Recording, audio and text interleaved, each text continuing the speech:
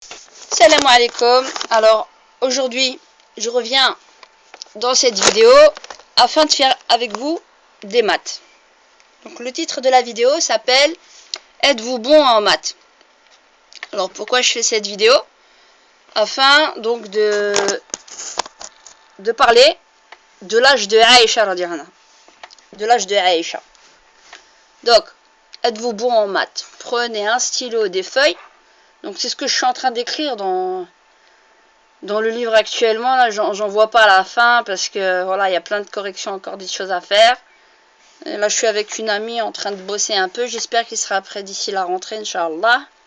On verra bien. Mais ça n'empêche pas qu'on puisse échanger dès maintenant.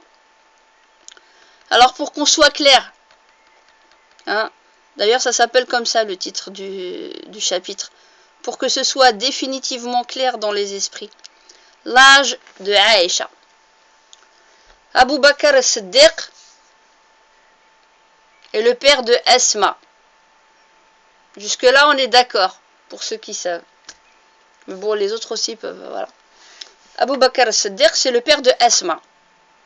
Abu Bakr as-Siddiq, c'est aussi le père de Aïcha et de Abdurrahman. D'accord?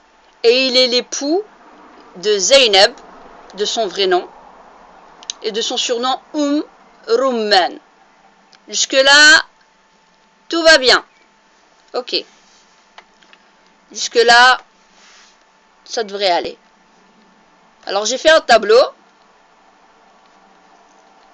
Je vais juste descendre un petit peu.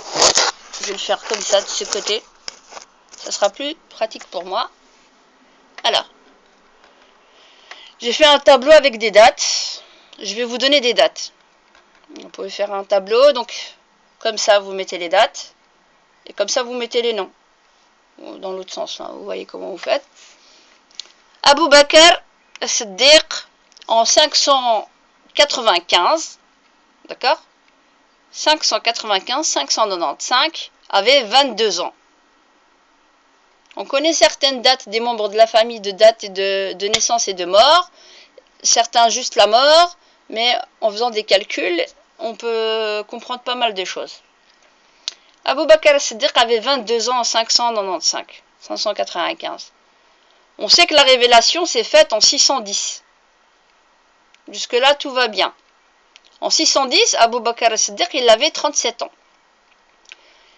Et Asma, il a eu Asma, Abu Bakr as-Siddiq, en 595, quand il avait 22 ans, c'était aussi la naissance de Asma.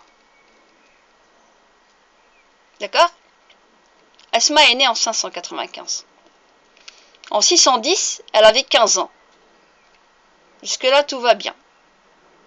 Ok. Alors, on sait que Aïcha, elle est morte 50 ans après la mort de sa propre mère, Rumman. Rumman est morte en 628. C'est des dates que nous avons. Rumman est morte en 628. À ce moment-là, son mari, Abu Bakr as-Siddiq, avait 55 ans. Asma, en 628, avait 33 ans. En 614, elle en avait 19. Asma est née en 595. En 610, au moment de la révélation, elle avait 15 ans. En 614, elle en avait 19. En 622, au moment de l'Hégire, 622, elle en avait 27. D'accord? Et en 628, elle en avait 33. Aïcha, on sait que Aïcha est morte en 678. 678. On devrait faire des équations X, Y, Z. Yak. Bon. Aïcha est morte en 678. 678. D'accord? On le sait ça. Et on sait qu'elle a 50 ans de différence après la mort. Elle est morte 50 ans après la mort de sa propre mère. Donc c'est-à-dire en 678. Voilà. On sait que son frère, Abdurrahman, lui, il est né en 614. Elle avait un petit frère. C'est pas son grand frère. C'est son petit frère, Abdurrahman. Il est né en 614. En 622, au moment de l'Hégire, il avait 8 ans. Et en 628, il en avait 14. On ne connaît pas la date de Aïcha, mais on connaît sa date de mort. Ok. Aïcha, on sait que le prophète, sallam, s'est marié avec Khadija, ok, qui était veuve et femme active. On sait que le prophète avait 25 ans et qu'elle en avait 40 lorsqu'il se maria avec elle. Il était donc monogame jusqu'à sa mort. Ok?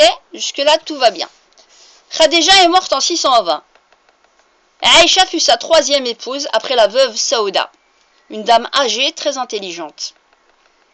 Il est donc clair que le mariage n'est pu se contracter qu'après 620, à la mort de Khadija. En 614, la sourate de la lune fut révélée 8 ans avant l'hégire. Il y a un récit de Aïcha radiallahu qui relate qu'elle se souvenait lorsqu'elle était jariya. En arabe, cela signifie une jeune fille.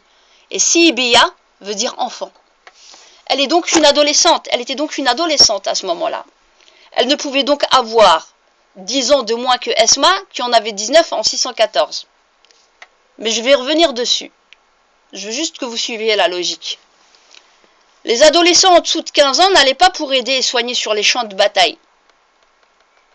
Ce qui veut dire qu'une adolescente a un âge, on peut dire, elle a un âge entre 12 et 15 ans.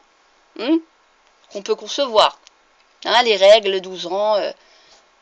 Même s'il y a des exceptions, on est d'accord. Des métroragies. Si Aïcha avait 12 ans en 614, d'accord, en 622, elle avait logiquement 20 ans. D'accord? C'est le moment où elle est partie. Au moment de l'hégire.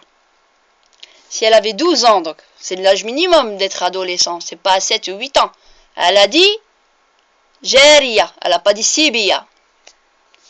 Quoi qu'il en soit, ça c'est l'âge minimum, on va dire 12 ans. Si, donc elle avait 12 ans en 614, en 622, elle avait logiquement 20 ans. Quoi qu'il en soit, quand bien même elle en aurait eu 9 en 614, c'est-à-dire 3 ans de moins. On va dire qu'elle a 3 ans de moins. On va dire qu'on devient ado à partir de l'âge de 9 ans, on est d'accord, en 614. En respectant donc la différence des 10 ans avec Esma, dans des hadiths sahih, qui dit qu'Esma avait 10 ans de plus que Aïcha. Aïcha aurait donc eu 17 ans lorsqu'elle entra dans la demeure du prophète, sallam. Les livres nous écrivant que Aïcha avait 6 ou 9 ans, en entrant chez le prophète, devraient être brûlés, tout simplement parce que ce sont des pédophiles qui ont falsifié l'histoire. Je m'arrête là et faites vos calculs. Salam alaikum.